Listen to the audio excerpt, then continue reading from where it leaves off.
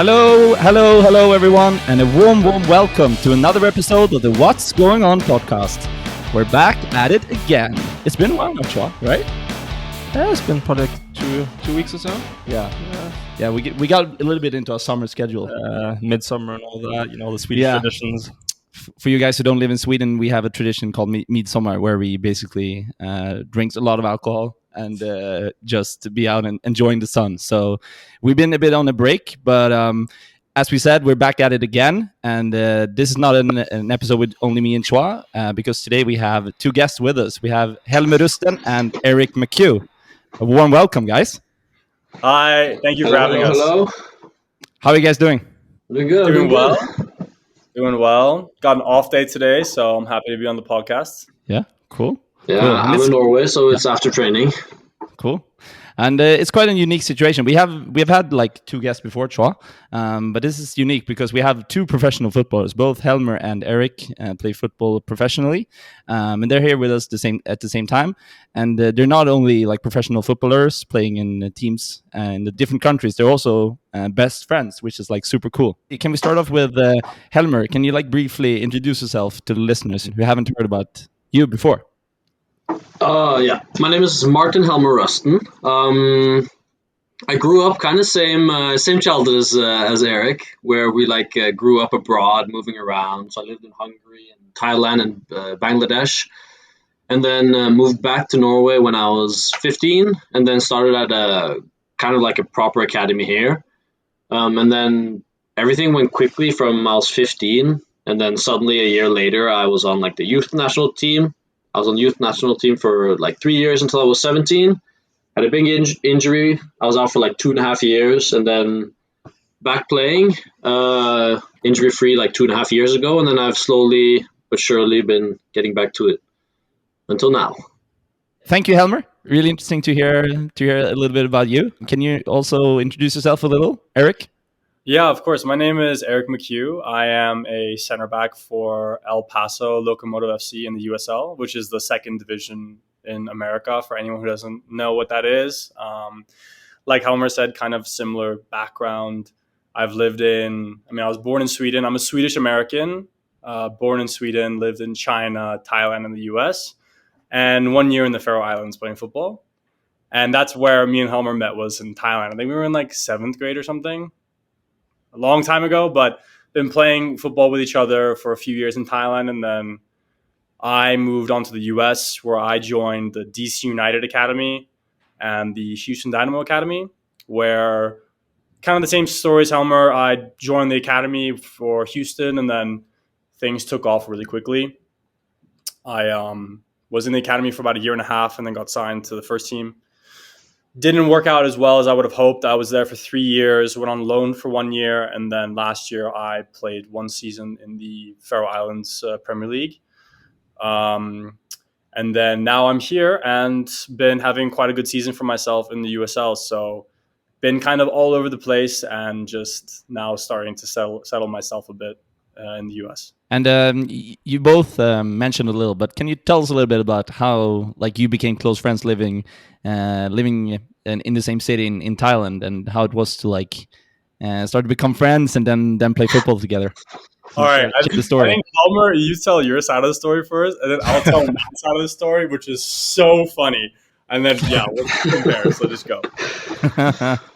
Okay, so I moved to Thailand in the beginning of 7th grade. I always played a lot of football, so when I got there, the first thing my dad was always looking for was like what football team I could join. And we found out through kind of Erik and another friend we had there, Max, that a team called BSS was interesting. So I joined Erik and Max, and we were obviously like same grade, same school, same football team. So slowly but surely we became better and better friends, and until we were kind of inseparable. Oh, were you guys in FC Bangkok, or what club was that? So so it was first BSS, and then after a year. FC Bangkok. The reason why we switched to FC Bangkok, I think it was because of you, Helmer. Like you somehow like came in contact with Andy Clausen, who was our old coach, and he was saying how he was like putting this team together. Like it was like a lot of international kids because the team we were on, BSS, was basically half Japanese, like half Japanese and like a few Thai kids. So we could like kind of barely understand them.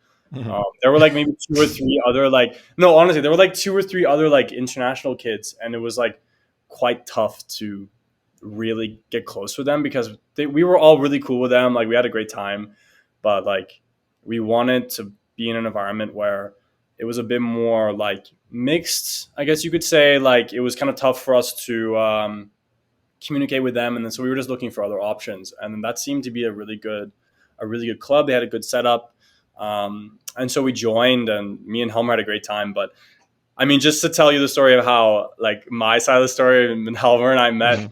Basically, what he was saying, how I had like my best friend or whatever. I did have a really good friend there when I moved. His name was Max. He played football. We played at the same team. We played BSS together for like half a semester before Helmer came. And then, so Helmer came, and then another one of our friends, Zach, he also joined the club. And me and Max were like, at first, I didn't like Helmer at all. For no reason either. I didn't like him just because it was literally like Helmer said, like me and Max were just best friends. And in my head, I was like, oh, like I don't want anyone to like ruin that. and then after like maybe like less than a month, like me and Helmer were already like closer than like anybody else that I knew.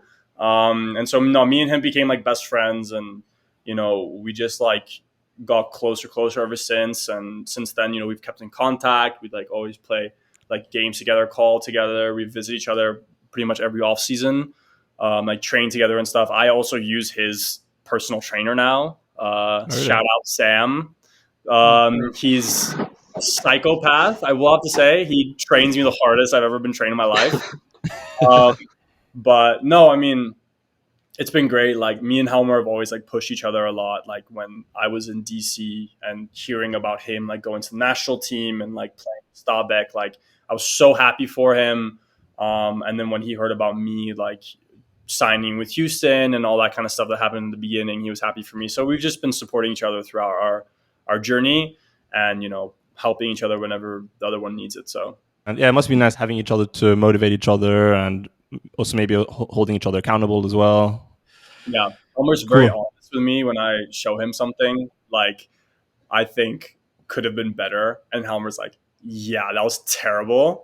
You need to be better with this. I mean, it's the other way around as well. I mean, as soon as you show something that you even felt like was good yourself, then Erik's just there like, wait, that's what you were talking about was so good? And then you just sat there just kind of like, oh, shit. We'll roast each other. We keep each other very grounded, but, we're also there to help each other as well. Yeah. All right. Helmer, after Thailand, you and the family obviously moved back to Norway after being abroad for, 8 years. And then you joined Stabæk. How would you describe that transition, from playing in school and, clubs in Thailand to playing in Norway in a top academy? And even the national team. It was obviously extremely different. I mean, in Hungary and Thailand, we had these kind of expat academies where pretty much the people who weren't from the country we were living in had created some academy, and then all these kind of outsiders, I don't know the English word for it, kind of joined, right? And they were like decently professional, always with coaches that had coached at some decent level before and some stuff like that. But I also had a year in Bangladesh where I had literally no football coach. I literally had this Nigerian called Sunny who would coach me 3 times a week on a hard court tennis pitch, where I had literally just dribbled through cones and like the 100% humidity there. So I pretty much had a year like clubless there with no coaching whatsoever. But when I moved back to Norway, I knew someone who played for like one of the better academies by chance, in where I was like living. And I was allowed to train for this team for a few weeks during the summer as I moved back home. And they kind of told me that, you know what, you're allowed to join us for half a season because the Norwegian season goes from winter to winter. So I kind of like joined right in the middle. They told me you can join for half a season and we'll take it from there. Because I mean, in the back of their minds, they're probably saying like, "Ah, he looks like he works hard, but he's kind of shit." So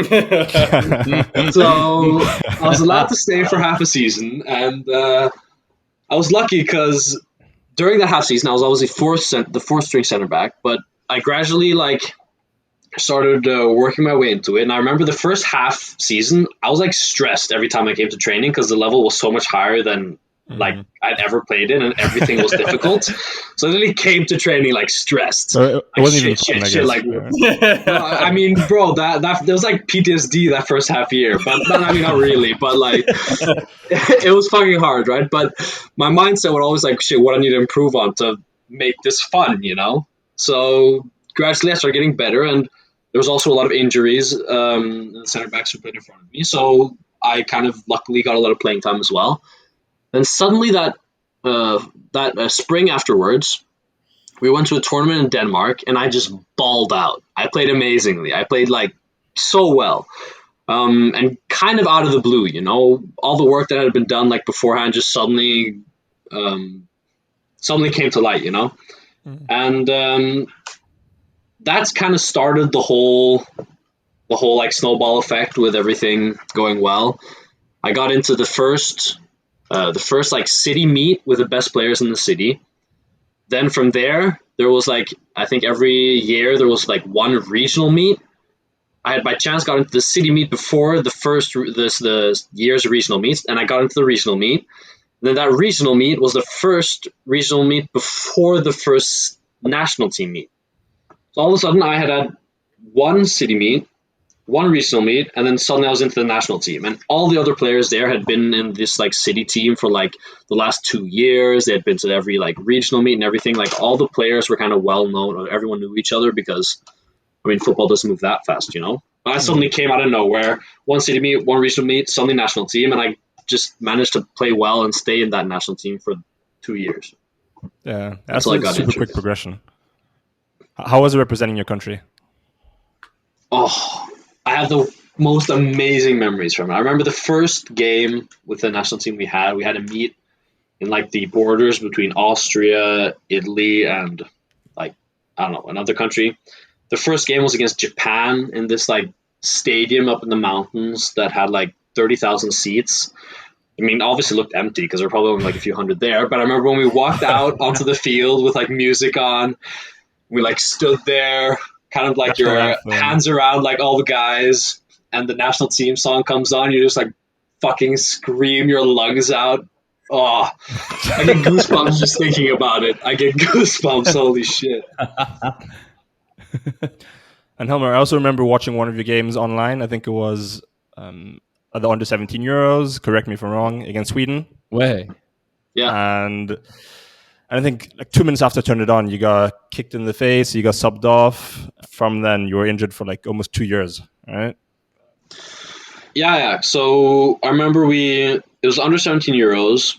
My under-16 year had been kind of stagnant. But going into the under-17 season, I had started improving a lot and getting better with the ball at my feet and everything. So the under-17 Euros was kind of shit, this is dope. The season's going to be good, And I started the first 2 games, first against Portugal, 0-0. And then the second game was against Sweden. And I played really well against Portugal. And I think after half an hour against Sweden, I dive forward after we have a free kick high in the pitch, and the ball's crossed in, and it gets kind of I'm at the back post. It's kind of low towards the ground, so I dive forward to head of the ball. And just as I'm about to head of the ball, the Swedish defender clears the ball, but because I'm so close, his follow-through with his foot goes through my face. So my face just I think I had this cheekbone hair was just crushed and turned in. I also had a fracture above my eyebrow, and 2 days after this happened, I was flown back to Norway. I had a surgery because I had to have surgery for all the pretty much crushed facial structure that I had, and I now still to this day have 14 screws and 3 titanium plates, 1 here and then 2 around here. So I remember the surgeon afterwards talking to my parents about it. He was in this this really thick Norwegian dialect. He was yeah, so the surgery was very, very fun. I mean, there was kind of like a puzzle. There was so much more to do than I thought I had to. Man, you're like Terminator. So, I mean, you have like you're like Terminator. Yeah, so it's like, Helmer, do you beep every time you go to the airport, like metal detector? So anticlimactic the first time I went to the airport. I was so excited to walk through the thing and have it beep and like, oh no, sorry, bro. I just have like screws and plates in my face. Nothing happened. Unfortunate. Yeah. But no. then you had the face injury, but then you also had a knee injury after that, right? Yeah. So the face injury, I was out for, I mean, the crazy thing, it sounds wild, but I was only injured for 6 weeks because it was pretty much just like treated as a normal fracture, as if you'd fracture your arm or something. But then when I get back from that injury, I suddenly start feeling like this pain in my knee, behind my kneecap, and it kind of just gets worse as I play. And that happened, I think I was back from that injury in probably like, I don't know, like June or something. So during the summer. This pain like keeps going, and I have some like meets with doctors and everything to see what's up. And it wasn't until the start of October where we decided that I should get a surgery. That surgery was successful in October of 2018, but in my rehab, things went fine the first few months, but then suddenly I had like 5 months of like no progression, which was probably like the hardest months of my life because the injury in itself wasn't that bad, you know? They told me, 3 to 6 months and you'll be back. And that's fine because you have something to work towards. But all of a sudden, these 5 months went by and jack shit was happening, you know? Everything was just standstill. This is when I also then met with a sports psychologist because I was having a hard time just dealing with it. Like, I was crying. I started crying a few times because I started not fearing for my football career, but fearing that I wasn't going to be able to be like an active dad in the future, you know, because I think it had, after 10 months of the first surgery, I still couldn't run without a lot of pain, you know, so I was honestly terrified. Then I meet Sam, blessing in disguise. This is a personal trainer. I meet him through one of my friends, and he, like the first 3 weeks of working with him, suddenly after 3 weeks, I start feeling progression already after 5 months of like standstill. But then he also says that, you know what, it does look like you're going to have a second surgery because there's not much more I can do here, it looks like. So I get a second opinion. I check with this new surgeon, and he looks at these MRI photos that I had taken like 6-7 months beforehand. And the surgeon says, look, you should have had a surgery a long time ago. You have too much growth of this, I think it's meniscus or brusk, the layer that they were repairing. So I just had a second surgery. And then that was then a year after the first surgery, October of 2019. And then it took me pretty much a whole year to rehab from that surgery. And I think until I had my first game again. So, because I mean, I hadn't run for like a year and a half after the second surgery. Then I obviously had to rehab a bit. So I think it had been 2 years without running at all. But then I still needed 6 months for my body to just adapt to physical fucking activity. Because I had done nothing in those 2 years. I couldn't do anything, you know? So I had fucking small calf tears in both my calves. I had small adductor tears, like groin tears. I had suddenly got back pain for 2 months. Some other things in my knee started hurting, like the patella tendon and all these other things. So 6 months of just general training. And then finally, I think it was 907 days after this game against Sweden in 2018. So then 907 days, fall of 2020, I played my first game for the junior team at Stabæk. And then obviously Corona hits, or the second wave of Corona hits. So then everything was shut down and I didn't play again until the season started again the summer after that. That's a long time out from that kick in the face. Yeah. So, no. I miss all of high school football pretty much. Yeah. Damn.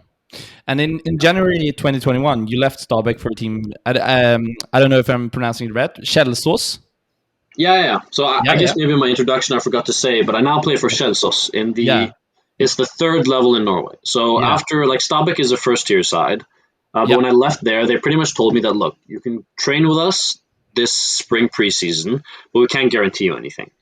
Because I'd obviously had, like, a promising youth career and everything, but I'd been out for 2.5 years. So they said, like, we don't really know, and we can't give you anything, like, what's it called, proper. Yeah. So I kind of said that I'm not willing to risk, like, half a year of training with you guys for nothing. So then I pretty much just, like, found an agent who was willing to help me find a club, found Kjelsås, and then simply because of my footballing CV, I didn't need a trial or anything, and I just joined them. And then, that's kind of how that chapter started. And how has that, like, journey been so far, playing for Kjelsås? You've changed positions as well, right?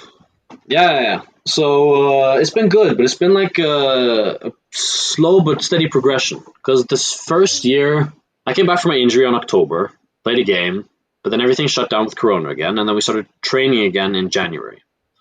So because I'd been, like, over 2 years injured, my football, like, all my footballing instincts and everything were kind of just erased. So like, this whole first year at Kjelsås in 2021, I pretty much needed to just get back into the rhythm, like, relearn things that used to be muscle memory. And slowly but surely, I started, like, getting back my confidence. And I mean, the funny thing about this Kjelsås story is that I remember the first training I ever had with them, I was so fucking good. Talking to my teammates afterwards, the two center backs told me, like, after my first training session, they were both like, "Holy shit, bro, we're both about to lose our place in this team. Like, this is fucked." I remember the first session; it was kind of like a snowy, cold winter session, and I was like dribbling past anyone pressing me. I had good passes, like, my defending was good, and I was like, "Holy shit, I haven't lost anything. I have the fucking sauce. Holy shit." But then, obviously, they caught back up with me, and I was humbled quick because the next few months were very rocky and not solid. But after that year, I got kind of all these, like, routines back, and just with defending and, like, my touches and everything. And then the summer, that season ends, and I kind of spent that whole season on the bench. The next season, I have kind of a rocky preseason as well, and I'm on the bench until the summer. And then all of a sudden, both of our right backs get injured in, like, the same few weeks. So I start out having to play a few games for the second team at right back instead of center back. And I am kind of impressed my coach, and he's like, "Oh, this looks exciting. Like, is this something you'd be willing to try, Helmer?" And I was like, "Hey, anything to play, please, anything." And then our first choice center back, right back, also gets injured, so I have to play a few games there, and I also do well. Then he comes back from injury, plays in front of me, but I keep him, like, impressing for the second team, and until I eventually win a place in the starting 11, like, properly, not because of injuries, but simply because I've been doing well. I played, I think, the last 9-10 games of the season. Played really well. I had been improving a lot, and I'd never played right back before, so I had to fucking learn how to cross the ball and everything. But things were going well. You know, I was getting a lot of praise from my coaches and the people, like, outside and everything. And then I've had a really good season so far this year as well. I've also seen you guys just made it to the quarterfinal of the Norwegian Cup, right? Do you think you guys can win it? So crazy. I've been following it as well. Every single time it's like, you know, they always type it in Norwegian on their story because I follow his club as well. Every single time it's like midweek game, like, against this team who I have no idea who it is.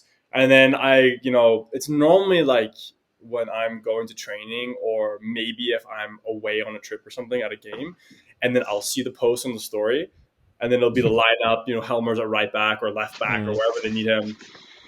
And then it's just 2-1 or 1-0 Kjelsås, and I'm like, every time I've been like, wow, well done. I'm like half expecting them to, like, eventually meet, like, a first division side that's, like, very tough to beat. And it's like, oh, okay, well, that's going to be the tough game. But they've had the tough games and they've still won every single one. So I'm just watching it like, oh my God, like they keep going. I mean, compared to our team who lost the first round of our cup.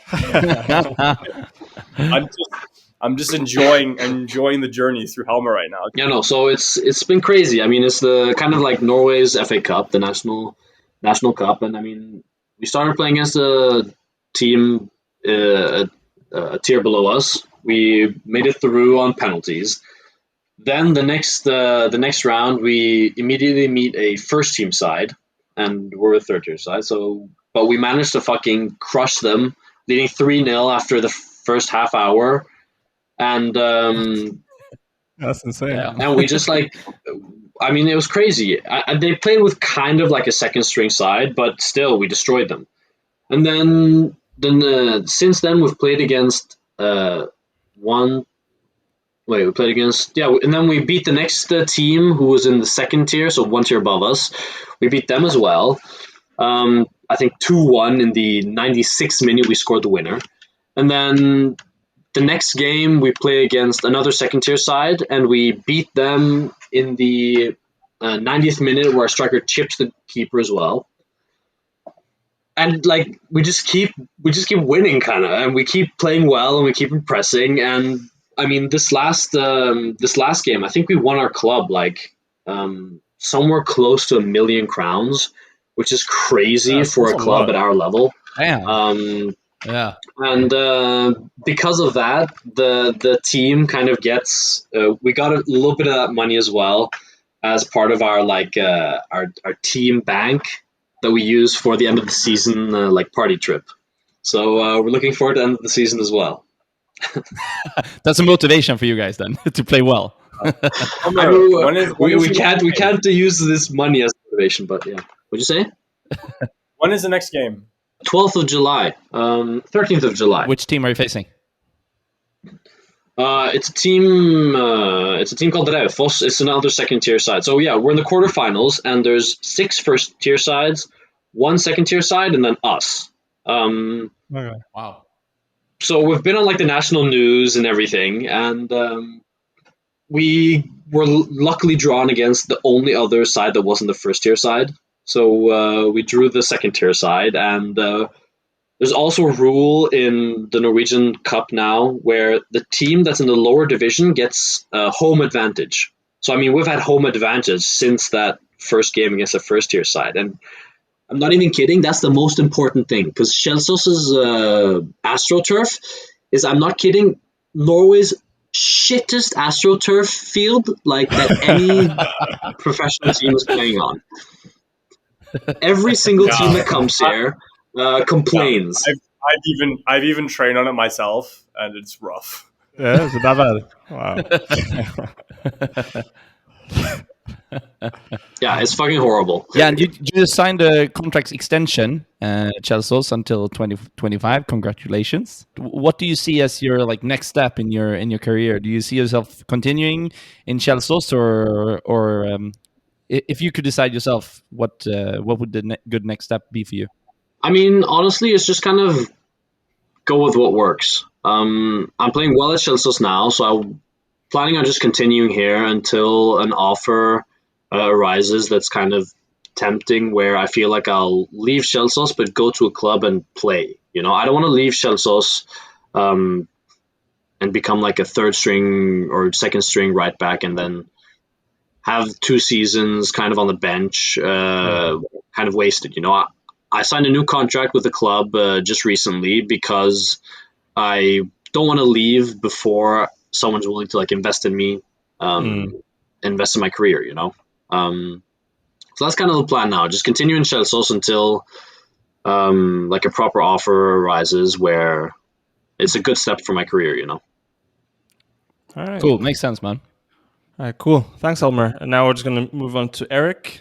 And Erik, you after Thailand, I mean, you had a similar story to Helmer, moving from Thailand to an academy. So you moved to DC United. How was that transition, you know, after having played in Thailand and playing in the top US academy? It was pretty tough. Like during that time, you know, I was playing in Thailand. I'd been playing with FC Bangkok, and then Max and Helmer left, like two of my best friends. And I was kind of just thinking, like, I really want to make this football thing work. So I needed to go to like higher and higher levels because I knew like where I was at wasn't good enough. So I start training with one of the best Thai teams in Thailand. It's called Muang Thong Thani, a team in Bangkok. Really good players, honestly. But every single player was Thai, and I just couldn't communicate with them whatsoever. So I was there for like maybe 3 weeks, or maybe like almost a month. Played a tournament for them. I played striker, of all places. Wow. Yeah, it was wild. I think I scored like 2 or 3 goals like in that tournament as well. Had a good time. But and then after that, like I really realized like my mom and my dad were looking for like residency programs or boarding schools I could go play football somewhere else in the world, just because my dad was still working in Thailand, so he couldn't leave. So we found DC United. I went to go trial there in like January or February. They wanted me, and then I was pretty much out the door from Thailand like the next few weeks. Really tough to live alone like that. I actually got dropped off at the residency on my 15th birthday. Cried like a baby to say bye to my mom and dad. But you know, I met some really great guys there. Like we had amazing time. Like we had a really tough training regime when I was at DC United, because I was a bit of like both worlds, I would say, because I was a part of the DC United Academy, but I was also a part of the residency program, which we trained in the mornings and then we also trained in the afternoons. So in the mornings, I would practice pretty much futsal every single morning with my friends and teammates who also stayed in the residency program with me. And it was amazing for my like development. Like once in a while in training, like I learned so many like skills and tricks there just because we were bored out of our minds half the time. That like I'll just do them in training, or like when we're warming up or something, like I'll just do something just because that's what I love doing. And like my friends on every team I've been on have been like, Erik, you're 193 centimeters tall. Like, why do you know how to do this stuff? Because like, it doesn't make sense. Like, because you look at me and you think like, oh, this is like some lanky center back who can't control. It doesn't know his right foot from his left foot. I'll end up being able to do skills that like some of the most technical players in the team can't do. But that's just because like what we did when we were young. Like we watched like F2 freestylers. We watched like all these people on YouTube to like learn cool skills. And you know, we did it so much. And honestly, like in small-sided games and sometimes even in like the last match, I'll find myself in like really tough spots and as a center back, and I'll like dribble past people and like skill past people. And it's a crazy thing to like think about how what Helmer said, you know, how all the stuff you do like a very long time ago, all of a sudden just shows itself one day. And you're like, wow, thank God I learned how to do that. But that's what a lot of what I learned there was to become independent, and like live alone from my family. It was a very tough time for me. I also struggled with some injuries as well. I had a knee surgery. It was a very simple recovery, but didn't play much at all. DC probably played maybe 10 games for their academy. Then at that point, my mom and dad were moving back to Houston. So it was going into my 11th grade. So basically, yeah, I was 16, turning 17 years old. So I tried out for Houston. They really liked me. And then from then, it was a really like sharp climb. I was with Houston for 6 months, and then I started getting invited to not preseason, but first team trainings quite often. And it was quite tough to like be in the first team trainings for like 2 different reasons. Like one, super high level, like what Helmer said, he had PTSD when he was going into trainings. Like I had the exact same thing. I was so nervous. Like it was so tough for me, you know, because it had been like maybe 2 years before I was like playing with just random people in Thailand and like in Phuket. And then all of a sudden I'm with like DeMarcus Beasley, who had played in 4 World Cups in the US. Some of these big players, you know, and like at least, you know, in the US, they were big players. It was pretty tough. Like, but I think one of the skills I just learned from moving around and being in those different environments was that like I tend to perform better when under pressure, and like not the other way around. Like if there's no pressure on me, like I normally do worse. I don't know why. Like it's just the way that I am as a footballer. But yeah, so I ended up doing quite well in first team training. And the general manager at the time really liked me, so he wanted to sign me. I was about to commit to the school called Wake Forest, which is in North Carolina, I think. So they were actually the number one for college soccer or football in the U.S. at the time. So I was about to go there, but Houston, they wanted to keep me. They signed me to a 5-year deal, and I was like, okay, sure, like I'll stay. So I stayed, and it didn't really turn out the way that I'd hoped. The coach who had signed me at the time, he wasn't like the biggest fan of young players. Who was the coach back then? Wilmer Cabrera.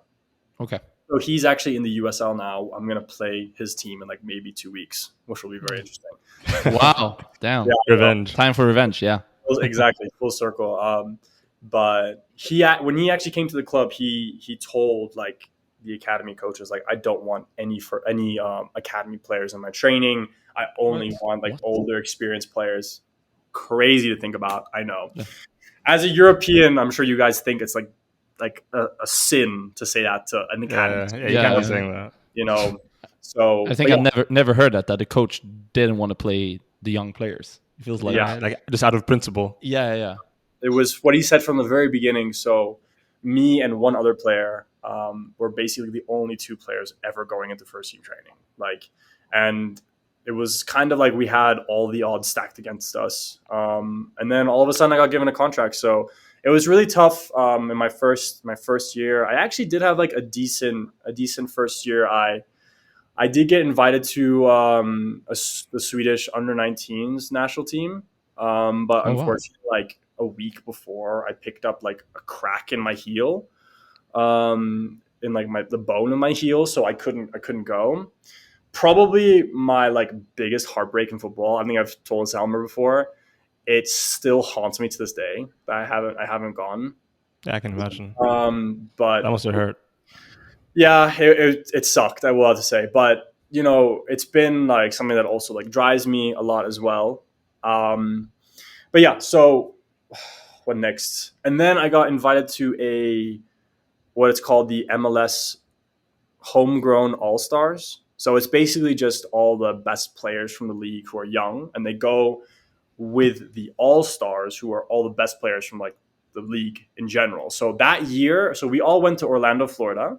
So that year for the first team All Stars, there was Bastian Schweinsteiger, Wayne Rooney, Luis Nani, Zlatan was there. There was Chris Orlowski. There were a lot of huge players from like my childhood that I saw. And I remember like this is probably one of like the like most interesting times in football for me, because I was there with a lot of players who are quite like big, like young American stars now. Like that's where I met Brendan Aronson, who plays at Leeds. That's where I met who else? Brian Reynolds, who plays for Roma right now. Yeah, he's on loan for FC. In Belgium, I think. Yeah, the Belgian team. You know, there were a few other guys as well that I met, but it was just a really interesting time for me. Like, I was able to kind of compare myself to these players who were starting for their first teams in the MLS, and I was like not even rostered each game. And quite a few of them were like, Erik, like, why haven't we heard of you after the game? Because I went into it honestly like very insecure, if I'm being honest. Like, I went into it because each one of these players had at least like rostered every single game, and like some of them were even playing games and starting games and like getting team of the week. So I was like, wow, like I genuinely don't know if I'm at this level right now. So we played against a Mexican team, Chivas Guadalajara, and we won on penalties. But so they do, so we have so many players that come and it's just like for publicity or whatever, and you have one half of the team plays 45 minutes and the other half of the team plays 45 minutes. So I only got 45 minutes, did quite well. And then afterwards, like a few of them were coming up to me and like very curious. Like they were asking me, so like, what are Houston telling you? This is obviously when I was signed with Houston, and they were like asking me like what the deal was. Like, why aren't you like at least getting on the roster because they thought I played so well, which was a very confusing time for me. Like with what Helmer said with his knee, like I also ended up seeing a sports psychologist because I was very unhappy at Houston. Like wasn't getting any minutes. I wasn't even getting minutes with the second team. I was just training, doing nothing. So, hearing that from all those players who were at such a high level at such a young age, I was like, wow, okay, maybe I'm actually a little bit better than I think I am. And that's actually been something I've struggled with quite a lot throughout my career, has been confidence. Like I've honestly never thought I was as good as some people around me tell me I am. So there's been some people in my life, like obviously my parents and other people who have like mentored me that have they had to really push me hard because I never really felt like I was at the level that they said I was. Like deep down, I felt it was kind of like I'm kind of lucky to be here right now, all these kinds of things. And then, so fast forward, later on, we'll talk about this later, but this season, I've really started to I think this is kind of what you'd call like a breakout season, this season, but I'll talk about it later. But anyways, I want to talk about meeting Zlatan. So I was at the hotel and, walking around with all these stars, like, we were just eating in the same cafeteria as like all these players are talking about, like Bastian Schweinsteiger, Rooney, Nani, Zlatan. And I was just sitting there like looking at these people, like my jaw was just on the floor. I was like, you guys are like real. You guys are here. And that same day we had got back from training. So we trained right next to them on the same pitch like the day before the game. So they ended up playing Atletico Madrid the next day, the first team All Stars. And so, we came back from the hotel, we were going up the elevator and I was just in the elevator with Rooney, Wondolowski, and I think it was Schweinsteiger. I was in the elevator with them three. And then I was with one of my teammates, I think was I think it was Brian Reynolds. I don't really remember. But anyways, we were just in the elevator. I remember this conversation so well. I was just kind of like looking down at my feet and I kind of looked up and I looked at them. And then nobody said anything until Rooney was like, it's hot outside, isn't it? Yeah, that's America for you. And then Wondolowski was like, yeah, no, this is not my first time being here. It's so hot outside. And then they just leave the elevator. And I was just looking at the wall thinking like, what? Like I played with Schweinsteiger like on my Xbox and like Rooney on my Xbox when I was like in Thailand with Helmer. Like we were playing with these players and all of a sudden I'm just in the elevator with them, like talking about the weather. It's so weird. So that was just a crazy experience. And then later on in the day, we take like a team walk or whatever. I think maybe it was the next day. But I see Zlatan in the gym, right? And I'm the only other player that's like Swedish, like of any kind at the event. So I was like, I have to go. I can't not go. So I went into the gym so nervous because I felt so bad to like ask him for his time. So I walked up to his trainer. I was like, hi, I'm so sorry. Like I saw Zlatan there. I'm the only other like Swedish player here. I just wanted to introduce myself and just like maybe have a chat with him and, just say hi. And he was like so friendly. The trainer was like, oh yeah, of course, no problem. And at first when I walked over to Zlatan, like he didn't really seem too happy, and obviously that's understandable. But then I busted out the Swedish and his whole expression changed instantly because obviously no idea like who was there. I'm sure he didn't even know his teammates on the first team that were there, let alone the young players who were on like the second team, I guess you could say. But I started speaking to him in Swedish and he was so friendly. Like he was so nice. He was just doing his exercises. Honestly, the whole time he was laying down on the floor. It was so funny. And honestly, like I barely got to speak about him because he was just asking me he asked me like 25, like 30 questions. I know. Wow. He was so friendly. Like I didn't think he was going to be rude, but I didn't think he was going to be as nice as he was. So, I was just asking him like, what has he been thinking about America? And he was just telling me about his family, how he like didn't mind at all living in LA. And then he just, honestly, the whole conversation was kind of about me, and I didn't like that at all because I wanted to talk about him. You know, he was asking me like so many questions about, you know, like how it is playing in the team I'm at, like what's it been like. I told him about, like, you know, the Swedish national team call up, and I didn't go to. And I told him, he was like, oh, so like where have you lived? So I told him kind of my life story, like living in like Thailand and China and all these things. And he was just surprised that I had like made it pro at all, like living in those places.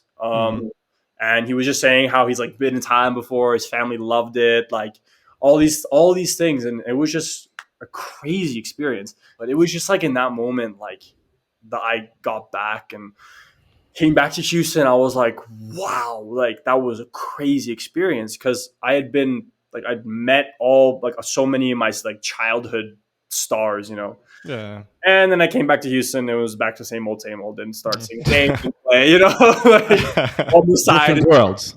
Nothing changed. Yeah. But yeah, so basically my time in Houston was just a lot of training as hard as I can, nothing happening, playing some games with the second team, which was RGV FC at the time. And then my third year going on loan for the whole season to the Charleston Battery, which is also in the second division of the United States like leagues. And it went pretty well. Like I scored my first goal there, got my first professional assist there as well. I played like 15 games probably. Had a pretty good season. But then probably like 2 months before I went back to Houston, they changed the entire management. Everything top to bottom changed. Like the owners, like the entire ownership group was different. Our general manager was different. Coach, half of the coaching staff was gone. Half the players were also cut, like taken away from the team. And unfortunately, I was just one of those players. Like the general manager, when I went in, he didn't even like know like what position I played or what foot was my dominant foot. You know, like he didn't even know like who I was really. So he had basically already made his decision. Yeah. And I was like, okay, I was definitely very disappointed because I'd been at the club for almost 5 years, from being under 17 to, the first team. And I'd like won like awards and stuff, like the academy, like player of the year, like all this kind of stuff. So I'd been there for a while. And then all of a sudden just nothing. And then the agent I had at the time, we weren't able to find anything proper. And I eventually ended up just being kind of led astray to a development system that was in the Faroe Islands, which was like, basically what it was meant to look like was a platform to getting you over to like the second or first division of Denmark. And that they said they had a lot of like connections and all these sorts of things. So I basically had nothing like to go into, like no teams wanted me. And that's something that like I really had to come to terms with in football, was that like sometimes you can be a good player, you can have some good like history or like CV, you know, like Helmer said, but just nothing happens. It's a really mentally tough time. It was probably one of the hardest times of my life where I felt very like undervalued, like nobody had any interest in me, and I was like, wow, like is football even in the cards for me for the future? And then I got this offer from the Faroe Islands, and I took it just because it was the only thing I could do. I actually was at preseason with Charleston Battery that season as well. Did really well, but the new coach didn't want me. And then so I went to the Faroe Islands and started every single game. And it was kind of tough to play there. Like there was a lot of times where I was unhappy, especially with the weather. Oh yeah, my! That was what I was gonna say. It's kind of windy, right? Kind of windy. We would play like games like at training sometimes. And first of all, it would be so windy and rainy, you couldn't open your eyes because like the wind and the rain together would like blind you. And then second of all, the wind would be so powerful that in the middle of our small-sided games, or like maybe we're doing finishing, the goal would move. What? The wind would blow the goal. Like I remember so clearly this one time, we were doing a finishing exercise, I basically got the ball, he passed it back to me and I was about to shoot. And first of all, the ball, was moving all over the place because of the wind. So I'm trying to figure out where the ball is going to go. I try to shoot. I miss the shot completely because it's impossible. And I look up and the goal has moved 10 meters. No way. Craziest experience I've ever had in terms of weather. It was almost like you were battling Thor or something because he's making the wind so crazy.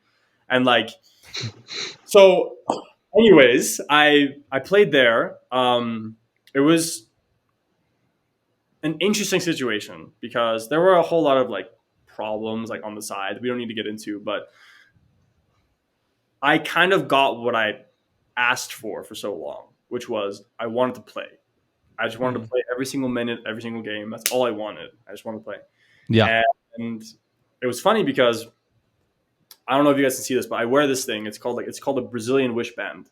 So you make 3 wishes and they won't all come true until it breaks off, or when they do all come true, you cut it off.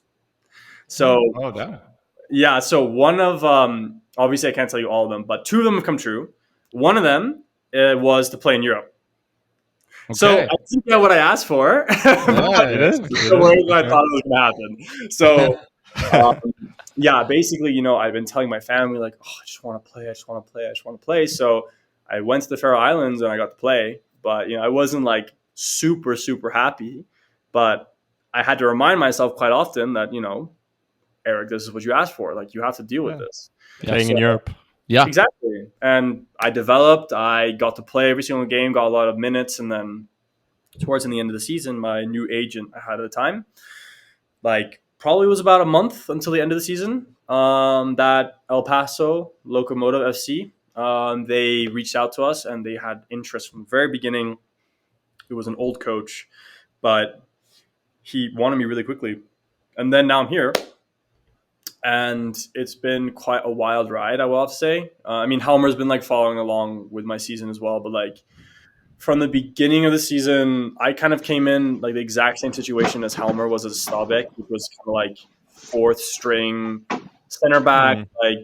Coach didn't really know me, didn't really think I had anything to me because, to be fair, the coach I have now didn't sign me.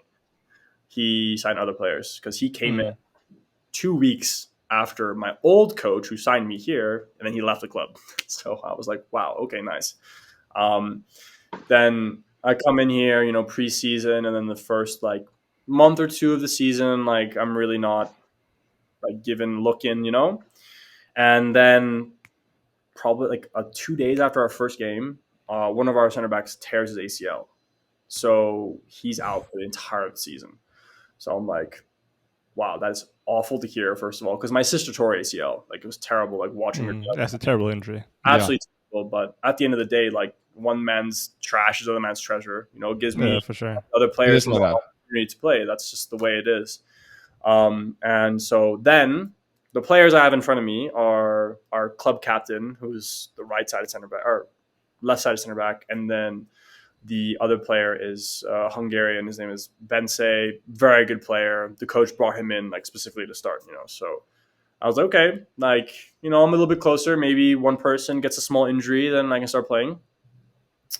And then basically after a few weeks after preseason, I was really having some mental problems to keep staying motivated to keep playing, because coach didn't change any of his lineup, and quite tough to get into the starting lineup with this coach unless you're in it already. One of those guys who likes to keep it very consistent and likes to develop it that way. So that's fair, totally his decision, no problem. But I just knew I had to buckle down and work, and I just kind of what Helmer said earlier. All of a sudden things just started working out. In training, I probably took my level up 5, 6 levels that I've been at before. Started training the best I had in my entire life, doing extra training, trying to develop everything I can. And I really put all my frustrated energy from not playing into just developing myself as much as possible. And honestly, the way I was training, the way I was playing, I knew that even if I hadn't played a minute this year, I would have gotten much better. Then all of a sudden, our captain gets injured and has to get surgery as well. So I'm just kind of thrown into it. Our team doing really well at the time on a winning streak. I think it was 5 wins in a row, maybe 4 or something. And like I was just thrust into it. Coach didn't really even talk to me. He was like, I'd spoken to him before, and he said, "You've been training well, so just go ahead. Like, it's just your time to play. You've been asking for it, so go play." So and it was quite amazing timing because my dad and my girlfriend were visiting me at the time, and I had that game that weekend, and I was so nervous up until the game. I was like, oh, like they came all this way to see me, and they're not even going to get to see me play. All of a sudden, center back is injured, gets surgery, and then I'm starting. So, like, I've told this to my girlfriend and my family a million times, but football, things change fast. Yeah, they do. And you have to keep hopeful until it actually happens to you and you can celebrate it a little bit. So I play the game against Loudoun, which is basically DC United second team in our league. And I almost got man of the match, like according to the people who do that stuff at the team or whatever. So I had a really good game to start off. So I was super relieved. I was like, wow, okay. I've been asking all this time and I actually wasn't terrible. Great. Yeah. Because, I was so nervous. I was like, oh, like I'm going to be begging to play for 2 months and then I get to start. And then am I going to just absolutely shit the bed? I was so nervous. And then I went in, played really well, was really solid. And I was like, nice, cool. So we win that game. And then we end up winning, I think, 3 more after that. So we go on a 7-game win streak. I play well in the next few games. I pick up an assist as well against San Antonio FC, which is a very tough team to play here. And then the next game, I also get a goal, and then I get man of the match, a goal line clearance, which kind of was in, by the way. After that, I end up getting like team of the week and everything. So it's like after the game, I got interviewed from the girl that like interviews people after the game, whatever, get man of the match, and she's asking me like, Erik, you've come in and filled in for our club captain. And like the fans have been like really happy with you. Coach has been super happy with you, with like how you've been playing and stuff. Like, what's clicked for you? In my head, the first thing I had thought of was, I have no fucking clue. No idea. Because some people on my team, were kind of asking like, oh, so Erik, I mean, like you just seem like a different player from the first day you walked in. Like you seem like a lot different. You seem better, more confident, like all these kinds of things, which is true. Like I feel that too. But it's like, I'm thinking about it. I have absolutely no idea why. Like I've been doing the same stuff I've been doing for years, like doing extra work, doing gym work and all this sorts of stuff. And it's just been working now. I don't know why.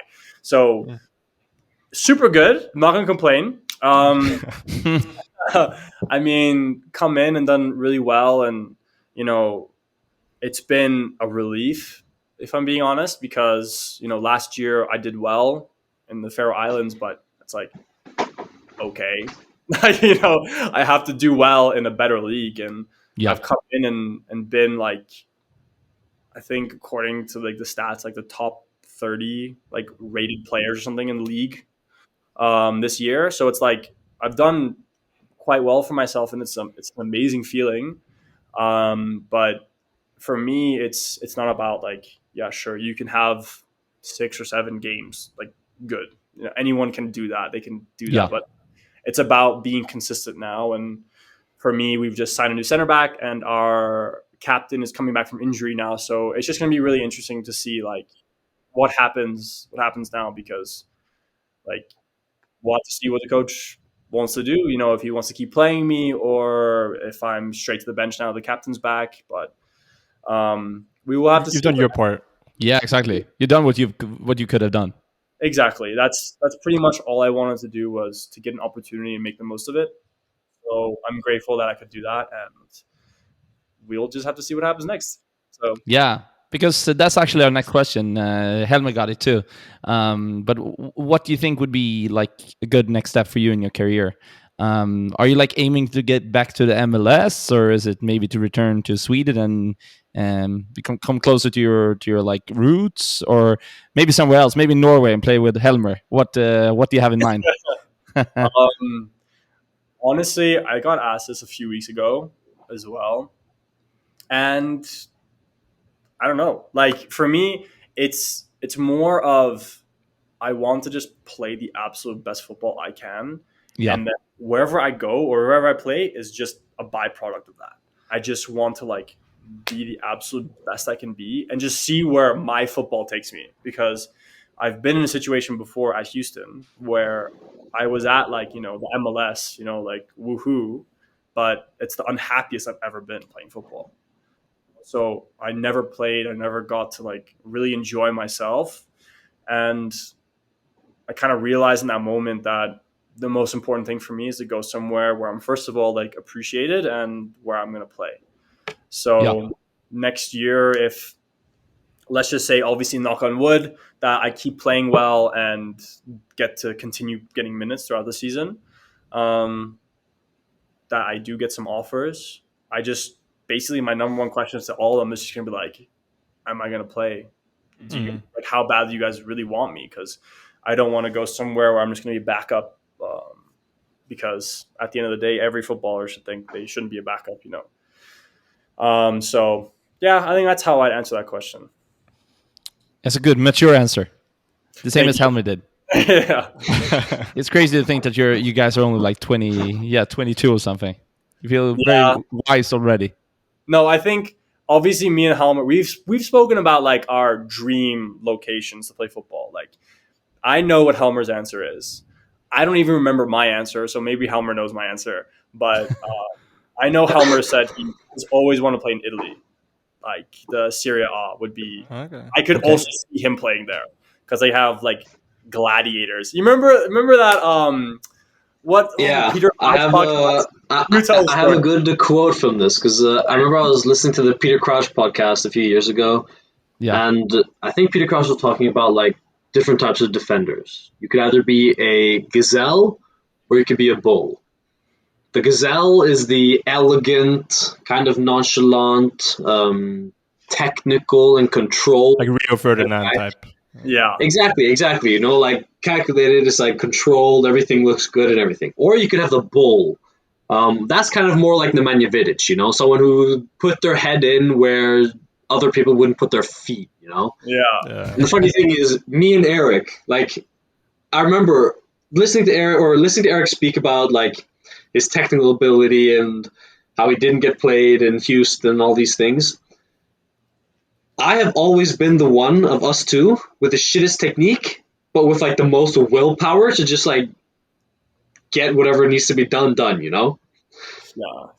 So like me hearing Erik like being all these different places, and not really getting playing time, and then we meet like some winter or some off season, we just like play some football together, and his technique is like 1,000 times better than mine, and I've been playing in the national teams. Like this shit has never been adding up for me, So I'm happy to see that Erik is finally getting game time and getting all this like good. That's not true. But yeah, in this scenario, I am 100% the bull, and Erik is 100% the gazelle. Yeah, it sums us up quite well. Like I think the way that I like to defend, it's more. I would prefer just to poke the ball away and just like counterattack, and like I don't.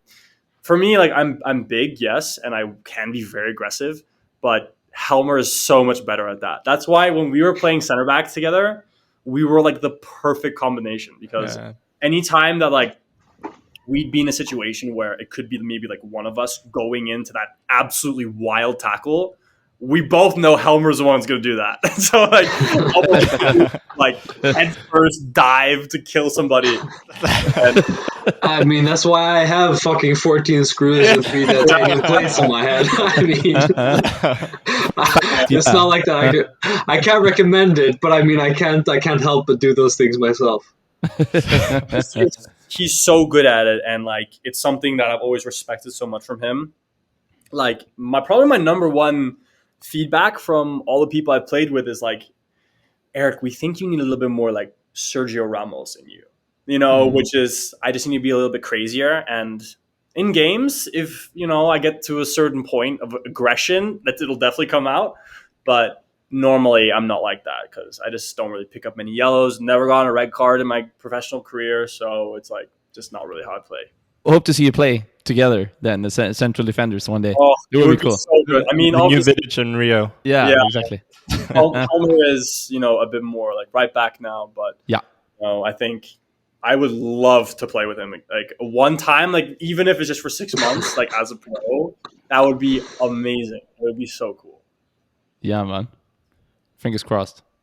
Fingers crossed. I hope. We're gonna move on to the final part, the quick fire questions. So there's gonna be 6 where you have to guess for the other person, right? Okay. And then there's gonna be 6 about yourself. Okay. All right. Let's say we begin with Helmer. So Helmer, you guess for Erik for these next 6, and then we'll take it from there. Okay. All right. Okay. All right. With this Favorite delay, movie or it won't series? be quick fire, but let's go. Oh shit! Exactly. Attack on Titan. Is it right? Wait. So right now we're doing Helmer's answering for me. Yeah, and then you're gonna guess for him, and you guys you have to say if he's right or not, and then we'll count the points. Helmer, you know what my favorite movie is. It's probably your. We remember. We said it at the same time. Remember? Oh yeah, Interstellar. There we go. Right. Correct. But that's yours as well, then. Yes. Okay. Yeah. All right. So then 1-1 on that one. Shit. Favorite meal? Oh, it's a tough one. Fucking hell. Burgers. I don't fucking know. I mean, it's a tough one to say. I would probably say it's like pizza or something. That's okay. So wrong on that one. And Erik, what do you guess for Helmer? Oh, favorite meal. I would say the favorite thing that he likes to cook. He likes to do this like caramelized onion pasta with like, I think it has like Parma ham or something in it as well. Wow. He loves it. I don't know. I mean, you might honestly be right. Are you giving him the point? Yeah. All right. Yeah, okay. 2-1 then. 2-1 to Erik then. The player that you're most similar to. So then the player that Erik is most similar to. Shit. Van Dijk. That's exactly what I was thinking. Okay. He gets the point. Player Helmer is most similar to?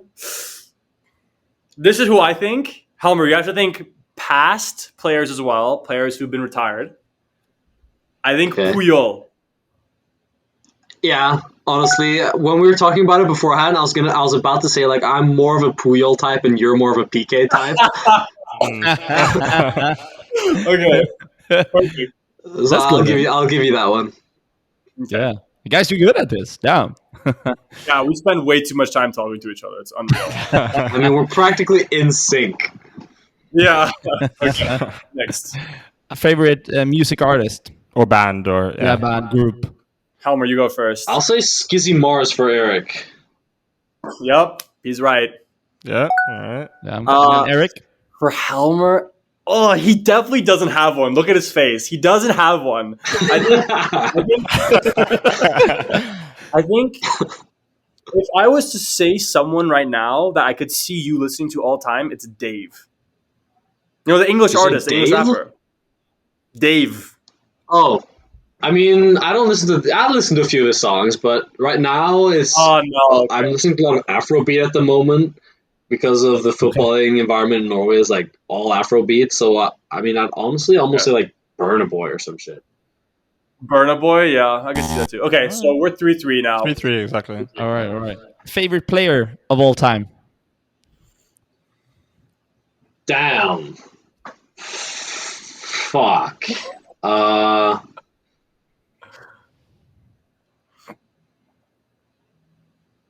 Zidane.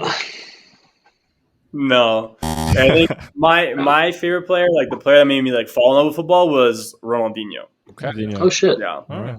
Yeah. You learn something new every day. Oh my god. Helmer's favorite player of all time. Oh my god, I can't think of a single player.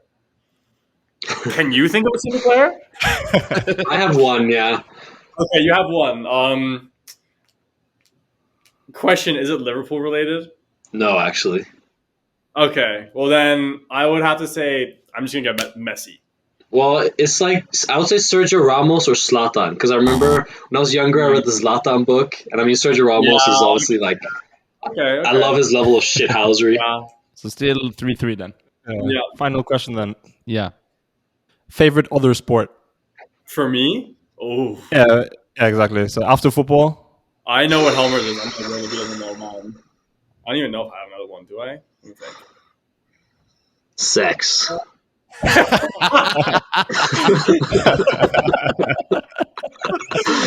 Oh my god. it is actually officially a sport in Sweden now. Yeah. They were the world champions Oh, in it in shit. Sweden, actually. Yeah. Like Oh, sign me 2 up. weeks ago. If that wasn't my answer, I would say, honestly, the sport that I have a lot of fun with is like tennis. I love playing tennis. It's so much fun. I suck at it, but it's so much fun. It's golf. I mean, yeah.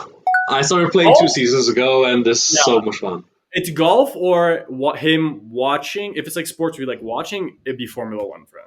100%. Yeah. It's golf, definitely. Formula One, I haven't been able to watch because all our games are right in the middle of the Formula One time. So Okay. golf. Yeah. That means Erik wins then, Yeah. right? 4-3. 4-3. Fuck. But still, close one though. So Yeah, very. Very close one. I'd say Yeah. we do a lot about each other. But the thing is like when the person doesn't even know the answer themselves, it's very hard to know. then it's hard to figure out. So now we're gonna make it a little bit more easy for you guys. Now you're gonna answer it yourself. So now we're gonna start with Erik during this round.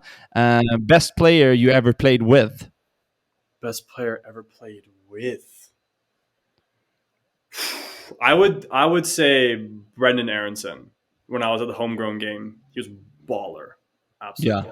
Yeah. So He's class. He's a really good player. Actually, I'm surprised he hasn't played that much in Leeds.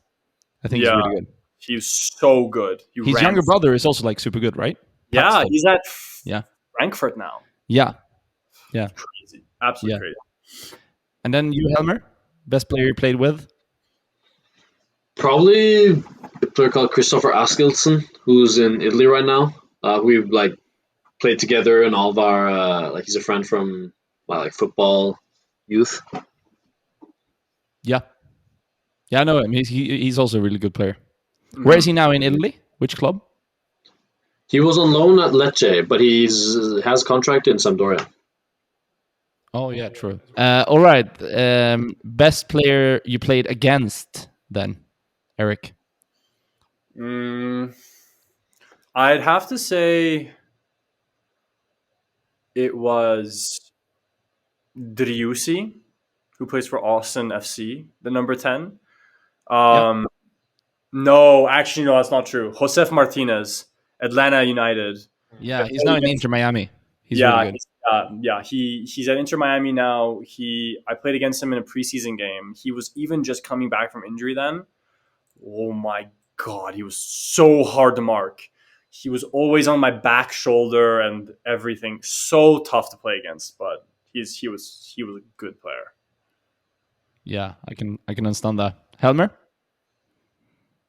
I would say Fabio Silva or Gonzalo Ramos. I played against, or I think those two played for the Portugal national team on the under 17 Euros. Damn. They both Gonzalo Ramos in is crazy. Wolves, right? No, yeah. That's the guy from Benfica. Oh, that's the guy from Benfica. Oh, sorry, damn. Yeah. It was fine. He was in Wolves. Yeah, he was in Wolves before, and he was Anderlecht, I think, now. Something like that. Yeah. Mhm. Really good players, too. Damn. Crazy you both face those type of players. They're super good. Best moment of your career so far? I'd probably say going to the homegrown game was probably one of my best moments of my career. Super exciting. Got to meet so many amazing people, amazing stars. So super fun. All right. Helmer?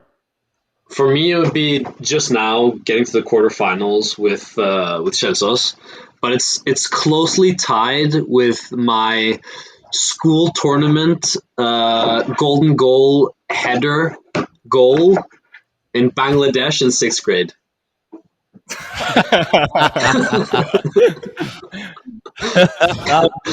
a close tie. Do you have a pre-match ritual or superstition? Yeah, so I mean, for me, it's I wear this necklace. I can put it closer to the camera so you can see, but it's this necklace and it's a cross. I'm actually not religious at all, which is very ironic. But I wear it just because my American grandma, she gave it to me like probably 4 years ago. So it's kind of just turned into my good luck charm. I just say like a small prayer like for my family and my people that I love in my family and everything. So I just say a prayer for them, do something like that. And then other than that, I obviously go through like some exercises. And I do like this very short 15-second like breath control. It kind of just like locks me in right before the game. Cool. Helmer? I don't really have any superstitions, but I have like a routine. I always eat banana pancakes before games. And I always like tape my shin guards the same way. But other than that, there's nothing. Career goal in one sentence. Helmer, you want to go? Yeah, go ahead first, Helmer. Just playing professionally abroad. That's kind of where I'm at now. I mean, for me, I would say just to become like the best player I can possibly be. Lame. Well, Helmer, I've already played abroad, so shut the fuck up. All right, final question then. Last minute penalty with your life on the line. Who do you want to take it? Helmer, you go first. Mario Balotelli. Then it's a 50-50 if you die or if you continue living. Now, he was a really good penalty shooter, but you know this guy's crazy. He can have a guy he doesn't like in the crowd, so then you want to hit him instead of the goal. Yeah, exactly. Rabona penalty or something like that. If he does it with style, even better. You're dying with style then. You live on the edge. Exactly. Yeah, for sure. God, I think I would go for Mr. Clutch himself, Cristiano Ronaldo. Wow. Absolutely. I am living my whole life if he's taking the penalty. He doesn't miss big ones. Nah, exactly. You're going to be old then, Erik. Helmer is a bit shaky there. Yeah. That scenario happens. I'll visit Helmer's gravestone every year. Don't worry. Thank you, Erik. I appreciate the love. Yeah, guys, it's been an amazing episode. I've been laughing so much, and it's been so interesting to hear both of your stories breaking into professional football. And you guys have 20 years left to play, so it's really interesting to hear your journey so far. We hope you enjoyed it as much as we did. I had a great time. Of course. Yeah. Such a good time. Thank you so much for having us. Cool guys. And make sure to all our listeners, make sure to follow both Helmer and Erik's journeys on Instagram, and also follow their teams and so on. You know, the Norwegian Cup and USL Championship. Look out for our stars and see them perform. Of course. Yeah. Do you have something to add, Chua? Just it's been a pleasure having you guys on, honestly. Yeah. Thanks for having us. Agreed. Yeah, if you guys, continue the podcast for a very long time, I'm sure me and Helmer would love to, give you guys an update maybe next year or something, or the end of this year, how things are going. So we would love to be back on and, tell you guys how everything's going. So we'll do that for sure. Yeah, we'll do that. But guys, thank you so much. And to all our listeners, make sure to follow us on Spotify, Apple Podcasts, YouTube, and we will continue to drop episodes during the whole summer. We ain't going on vacation, if you thought that. All right, Bye, guys. Have a good evening. All right, thank you. You too.